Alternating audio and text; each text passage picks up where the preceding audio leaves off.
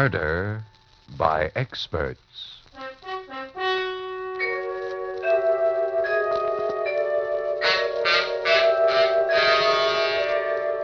The Mutual Broadcasting System presents Murder by Experts, with your host and narrator, Mr. John Dixon Carr, world-famous mystery novelist and author of the recently published bestseller, The Life of Sir Arthur Conan Doyle.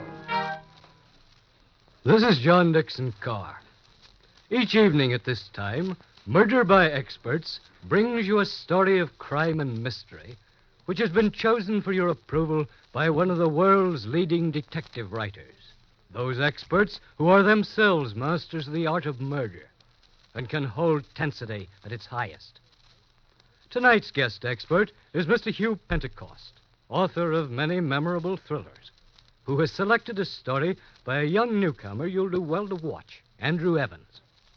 Be very careful as you listen, for, as Mr. Pentecost says of this thriller, the story has not only a twist, but an unforeseen double twist, which takes one completely by surprise. And now we present Summer Heat.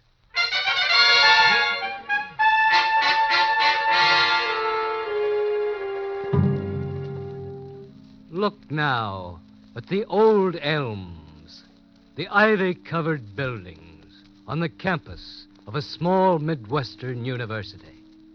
It's a fine June afternoon when you hear laughter and the greetings of the reunion of the class of 36. 12 years have passed, but none of the members of the class seems much older to each other. There's the dark-haired Paul Baxter wandering rather strangely. There are two of his old friends, prosperous now, judged by their clothes, and boisterous in greeting. Paul Baxter, you old rascal. It's sure good to see you again. Hello, Steve. Bert, this is a surprise. Oh, why didn't you ever write to us, Paul? You had our addresses. Why, sure. That's no way to treat old classmates. Just think, 12 years. Yeah. Oh, they sure have gone fast. Too fast to suit me. Say, Paul, you've turned awful gray for only 33. Well, he always did take things too seriously. I suppose by now, Paul, you're one of the biggest lawyers in the state, huh? How's Marcia? Yeah, you were all set to marry her after graduation, remember? Yes, and you were going to become her father's junior law partner. Oh, you sure had a sweet setup there. Well, things worked out a little differently. You see, that party we had graduation night, do you remember it? Remember it? Oh. How can we forget it? Oh, that was a real blowout. And were you tight, Paul? Well, you know, that party sort of changed my whole life. Change your life? Well, how? Well, I don't remember much about the party itself. I guess I had too many drinks. In fact, I don't remember anything until I woke up the next morning. I could hear old Trinity ringing. I awoke to find myself on the couch in my living room. It was noon, and the room was hot, stiflingly hot. I remembered I had a date with Marcia and her father at 1 o'clock. I got to my feet. My head ached. There were heat waves before my eyes. Feeling sick, I staggered toward my bedroom, and then I saw him. A man, asleep on my bed, his back to me. For a moment, I stood there, trying to remember if someone had come home from the party with me. But the night before was a total blank. I crossed to the bed, bent over, shook his shoulder. Hey, fella. Hey, it's noon. Wake up. Come on, wake up. As I shook him, he had flopped over and looked up at me with staring eyes. He was dead. And there was a knife in his chest. My hunting knife. I stood stunned, staring down at the body on my bed. The dead man was an utter stranger to me. He was neatly dressed in old clothes. And my knife, My knife was in his heart. I killed him. I couldn't remember when or how or why, but I'd killed him. Frantically, I tried to remember what had happened. Was he a panhandler? Someone I'd met on the street and drunkenly brought home with me? I didn't know. I couldn't remember. As I stood there, trying to get a grip on myself, I suddenly realized there was someone at the door. Instinctively, I walked into the living room and towards the door. Just as I was about to open it, I realized the danger of letting anyone into the apartment. I put my ear against the door and listened. I heard voices. Yours, Steve. And yours, Bert. Hey, Paul, open up. We want to say goodbye. Come on, Paul. Wake up, will you? We're leaving for California in 15 minutes. I guess old Paul isn't in. Yeah. I wonder how he felt when he woke up. Boy, what a head he must have had. Still, I'd sure hate to leave without saying goodbye. Well, he has our California address. He can write to us. Come on, or we'll miss that train. Then they were both gone, and I dared to breathe again. I tried to think calmly, figure out what to do. I knew I should call the police, but they might charge me with murder. And what defense could I offer? I thought of Marcia. The slightest scandal and everything would be off. Our marriage, my job, my future. I couldn't call the police. I couldn't call them and sacrifice everything I'd worked for. Somehow I had to get the body out of my apartment, get rid of it before it was found. Then it came to me. My car was in the basement, garage. The dumbwaiter in the kitchen led down to the basement. I could put the dead man in the dumbwaiter, lower him to the basement, get him in my car, and then... Mr. Paul! Oh, Mr. Paul! It was Jenny, the cleaning woman. She'd let herself in with a key. I hurried into the living room, closing the bedroom door behind me. Oh, there you are. A fine time for a rising young lawyer to be getting up. Oh, hello, Jenny. I guess I overslept. I was at a party last night. A party, was it? Everyone on the campus is talking about it. And the complaints. Well, now, step aside and let me into that bedroom. I got to start cleaning. Jenny, can't you come back later and do the place? No, I can't. Now, get out of my way. Jenny, wait. I don't want you to clean up yet. Paul, what's wrong? Why are you blocking the door like that? Well, the truth of the matter is, one of the boys had a bit too much last night, and he's in my bedroom sleeping it off. Oh, well, get him out of there. Take him to a Turkish bath. Turkish bath. Oh, yes, that's a good idea. Look, Jenny, just give me half an hour to get him dressed and out of here. Then you can come back and clean up. A half hour, nothing. I'll give you exactly 5 minutes. All right, Jenny, I'll have him out of here by then. You'd better. She was gone, and I had 5 minutes, just 5 minutes. I went into the bedroom and quickly went through the dead man's pockets. They were empty. There was no identification in them. The thin, pinched face told me he was a nobody, a derelict, someone who might never be missed. As I was about to lift him off the bed, the phone rang. Its shrill ring filled the room. Hello? Hello, darling. Marcia. How was your stag party last night? Did you miss me? Miss you? You sound as though you have a dreadful hangover. Hangover? Oh, yes. Oh, excuse me a minute, Marcia. There's someone at the door. Yes?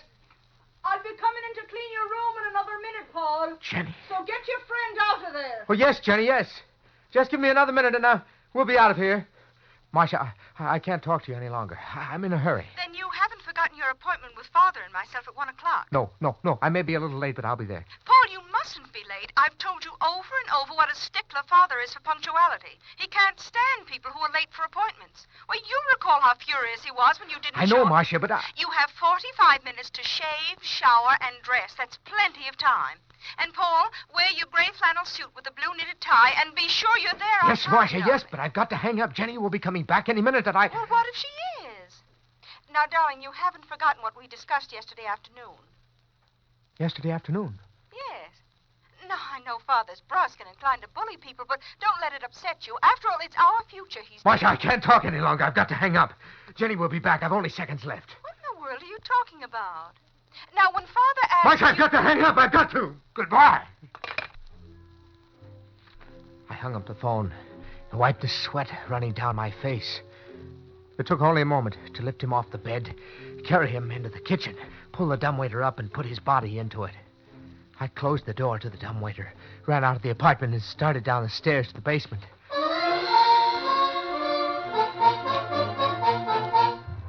I got down to the basement to find Ben, the janitor, leisurely pulling on the dumbwaiter rope. Ben! Oh, Ben. Oh, well, Paul. If it's your car you're after, it's there by the door, all washed like you asked. Thanks, but Ben, stop a minute, will you? I want you to do something for me. Sure, Paul, just as soon as I've emptied this dumbwaiter. Will you stop blowing that dumbwaiter? Stop, you hear? Hey, what's wrong with you? You're acting mighty strange. I'm sorry I shouted like that, Ben. It's just that there's a package up in my apartment that I'd like you to mail right away. There's $1 in it for you. All right. But there ain't no need to rush. Today's Sunday. The post office is closed. Closed? Sure. Say, what's the matter with you anyway? Must be the heat. Something awful heavy on this dumbwaiter. Wait a minute. There's something else. How's that? Stop a minute, will you? How can I talk to you while you're lowering that dumbwaiter? Well, go ahead. I can hear everything you're saying. Let go of that rope. Let go, you hear it? Hey! You going crazy or something? I've half a mind to call the super and tell him what No, don't do that. Ben, up in my apartment, there's a bottle. Bottle? Yes, I brought it home last night. It's half full. I wanted you to have it for cleaning the car. Oh, thanks. I sure appreciate that, Paul. I'll go up and get it as soon as I've emptied this dumbwaiter. It's almost down now. But Ben, Jenny just went in to clean. You know how she feels about drinking?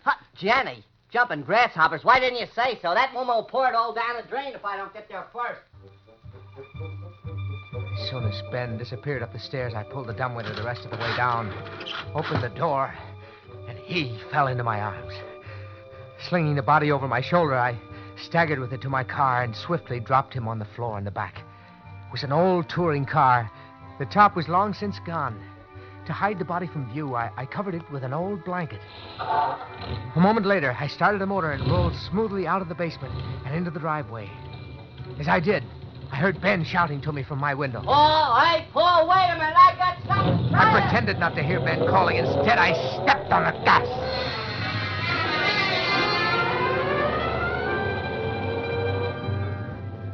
I was almost proud of myself as I drove past the campus. I was in trouble, but I was thinking fast, as a good lawyer should. I'd already decided I'd have to get rid of him by dumping him into the river. As I came to Main Street, driving neither too fast nor too slow, I turned left toward the river. There was very little traffic, and I was just about to speed up when behind me I heard a whistle blowing. It was Dugan, the town's only traffic cop, and he was blowing for me to stop. There was nothing to do but pull over to the curb. As Dugan hurried up to me, I realized I'd driven through a red light. Hello, Dugan. Never mind that hello, Dugan stuff.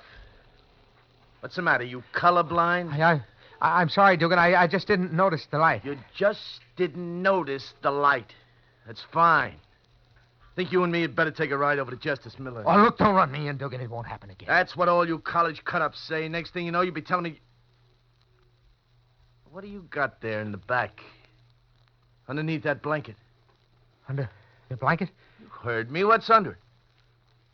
Why, that's Roy Hamilton, one of my classmates. Yeah, well, what's he lying on the floor under a blanket on a hot day like this for? Last night at our farewell shindig, Roy had a few too many. He's still out. I'm taking him home. Where does he live? At Mrs. Randolph's boarding house. What are you handing me? That's in the other direction. Yes, I know, but first I'm taking him to the Turkish Bath on Elm Street. Yeah, well, by the time you get him there, the poor guy will be dead. Ain't you got no sense? What do you mean? Look at the way you got the blanket over his head, and in this heat, too. I better pull the blanket off his face so he can breathe. No. I mean, I covered his face on purpose. Suppose Dean Richards or somebody saw Roy like this. Yeah, that's right. But just the same, I better... Constable, could I see you for a minute? I'll be right with you, Johnson. Where were we, Baxter? Oh, yeah, the guy in the back. He'll smother to death if we don't move the... It's important. I've got to see you right away. I'm coming. I won't run you in this time, Baxter, but from now on, stay awake when you're driving. I will, Dugan. And for Pete's sake, pull the blanket off that guy's head. Take it easy, Jensen. I'm coming.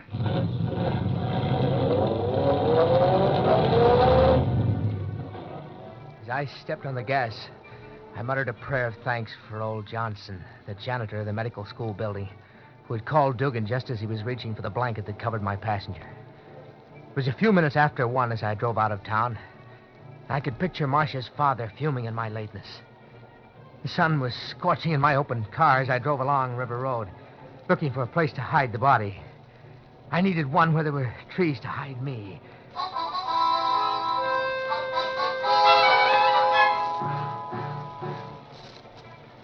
The hours that followed were like a nightmare. The heat was stifling, and I could feel my hand shaking on the wheel from nervous tension. I drove and drove and drove, looking for a place to get rid of the body. But the whole countryside seemed to be swarming with people, families picnicking, Boy Scouts camping, kids in swimming, couples in parked cars. No matter where I turned, there was always someone in sight. Little spots danced before my eyes. Waves of faintness swept over me. My hand began to ache, and my head, too. Unbearably. It was already long after 3. I was late for my date with Marcia and her father. That didn't matter. Nothing mattered but to get rid of the body in the back of the car. I had to get rid of it. I had to.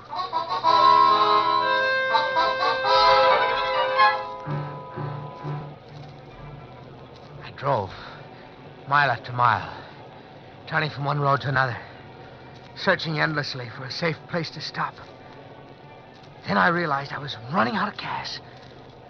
I saw a gas station ahead, and I decided to stop there. It was a risk, but I had to take it.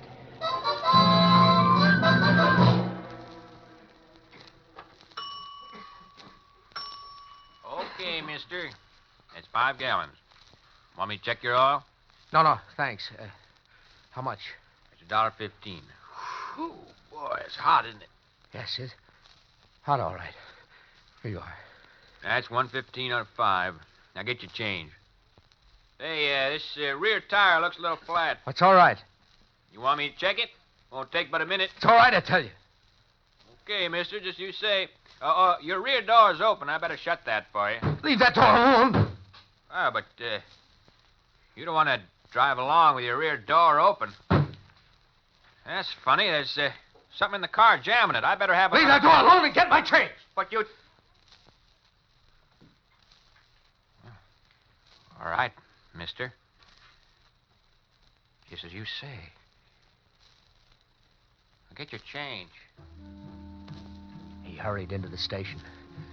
I looked in the back of the car and saw what had kept the door from closing. It was a hand. His hand sticking out from under the blanket. The attendant had seen it. He would be phoning the police.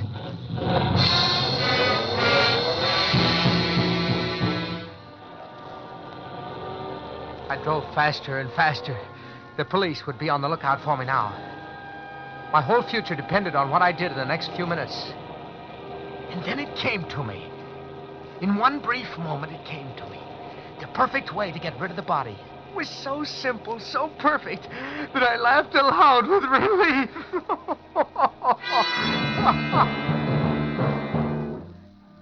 A half hour later, I was parked in an alley behind one of the university buildings. It was Sunday, and the place was deserted. Despite my fatigue and aching head, it took me but a moment to carry the body into the basement of the medical building and down the corridor to the basement room where the bodies for the dissecting classes were kept. Where does a wise man hide a leaf? In a forest. Where does a wise man hide a body? In the dissecting room. The room was big and cool and dimly lit. The far end was a long metal tank. I reached the tank and lowered him to the stone floor beside it. I had only to open the tank, slip him inside, and leave. I reached for the lid of the preserving tank and was about to open it when I heard a voice. Hey, who's in there? It was Johnson, the janitor. I quickly dropped behind the tank and waited, holding my breath. I heard you. Stop hiding and come out. I know you're here. I just saw your car through the window. You better come out if you know what's good for you. He'd seen my car. He knew I was in the room. But if I kept my head, there was a chance, just a chance. All right, Johnson. Here I am. Baxter, eh? So it's you, is it? You're the one who... Johnson, wait a minute. Let me explain. Explain, huh? After last night, I'm not listening to any fancy stories. I'm the one who gets blamed when... What's that on the floor behind you there? On the floor? What? Why, nothing, Johnson. Do you think I'm blind or something? Step aside and let me see what... Why, it's your body. Yes. It's a body. So that's it. I thought you were trying to steal one. Instead, you were bringing it. Yes, I was bringing it. And just what were you going to do with that gentleman on the floor? Put him back in the tank with the rest? Yes, that's right. I thought he might not be noticed. As if I wouldn't have known. Well, go on. Call the cops. Let's get it over with. All right, Baxter. Of course, I don't have to call the cops. Nobody knows about this but you and me. What do you mean? Well, I was going to make a report, but this way there's no harm done, so I might be able to overlook the whole thing if I was persuaded properly. You might overlook it? That's right. You just leave this fella to me and there's no fuss because nobody's the wiser. You'd do that? You'd keep your mouth shut? I guess I could be persuaded to. How much? Well, suppose we say $50. $50? That isn't much, considering what would happen if I reported you. Oh, no, it isn't $50. That's very cheap to help me cover up a murder. Murder? More of your jokes. I'm not talking about murder. I'm talking about putting number 37 here back in his proper place. Number 37? Yes, 37. He just came in yesterday from the county poor farm, and last night he disappeared. Stolen by you and your drunken friends and dressed up for a joke. Well, I don't like jokes like that. I drove downtown a while back to tell Dugan the constable about it, but... Well, I didn't tell him anything. It would mean trouble for me for being asleep on the job. Number 37. He was stolen from here last night. Aye, that's what I said. As long as you've brought him back, there's no harm done. That's why I'm willing to keep it quiet. Then I didn't kill him. It was just a joke somebody played on me. Just a practical joke. Here. What's wrong with you? It's a joke. It's a very good joke on me. This whole afternoon driving in the heat, trying to get rid of him, was just a joke. A joke! For goodness sakes, he's fainted.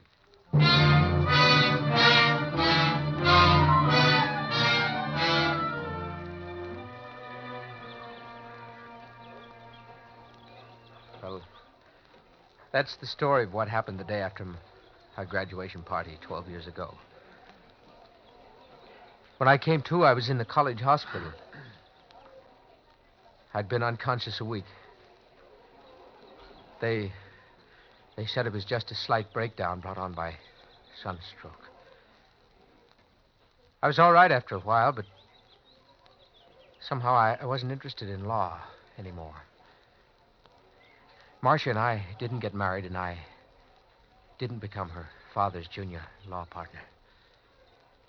Good Lord, Paul. We never knew any of this. Gosh, Paul, I can't tell you how sorry I am. We never dreamed our gag would turn out like that. Your gag? Why, sure. See, after the party broke up that night, we were feeling pretty high, and... Well, it was a crazy idea, but we thought it would be funny to steal a cadaver from the medical college and leave it in your room with your knife in it. Then it was you? The two of you? Well, yes, Paul. Gosh, I feel terrible about this, but... Well, that day we left, we came up to your apartment to tell you about our little joke, only you weren't in. We had to rush for our train, but we phoned from the station. Ben, the janitor, answered, and we told him to explain about the cadaver. I heard him calling, but I didn't stop. Paul, will you ever be able to forgive us for what happened? Forgive you? Forgive you? No. No, I'm going to kill you. I'm going to kill you, do you hear? Kill you. Hey, wait a minute. No. Kill you. Bert, help me. Paul! No. Paul, let him go! He's choking me. Go, Help me. I kill you. Ah, here he is, men. Grab him. Quick, grab him. Let go of me. Let go. Quick, now, get him back to the hospital. I'll kill him. Take him out. I'll kill him. I'll kill him. I'll kill him. I'll kill him. Now, you hurt, mister? No, I'm all right. But you came just in time. He was trying to kill me. Why, he sure was. He just went crazy. Well, I'm sure sorry this happened. You see, he slipped away from the hospital this afternoon. We figured he'd head this way. The hospital? Yes. Poor fella had a bad breakdown just after he graduated 12 years ago. He's been locked up ever since. Locked up? Yeah. He's always been perfectly harmless, though. He just went around all the time looking for a place to hide something. This is the first time he ever got violent. I can't figure out what came over him.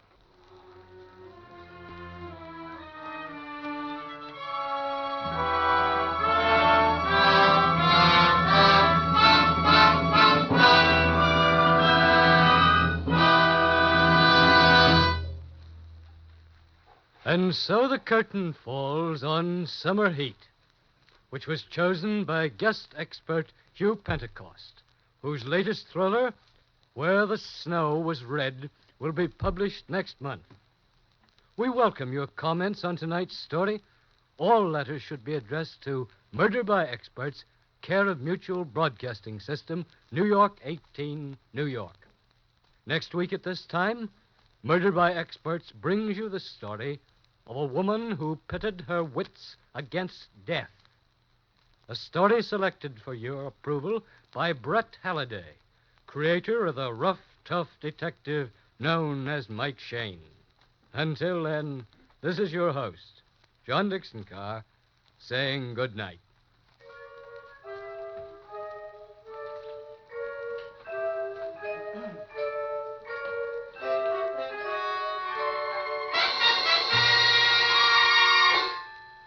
In our cast were Lawson Zerby, Bryna Rayburn, Ian Martin, Cameron Andrews, Bill Zuckert, and Frank Behrens. Summer Heat by Andrew Evans was adapted for radio by Robert A. Arthur and David Kogan. Original music was composed by Richard LePage. The orchestra was conducted by Emerson Buckley. Murder by Experts is produced and directed by Robert A. Arthur and David Kogan. All characters in this story were fictitious, and any resemblance to the names of actual persons was purely coincidental. Phil Tonkin speaking. This is the world's largest network serving more than 500 radio stations, the Mutual Broadcasting System.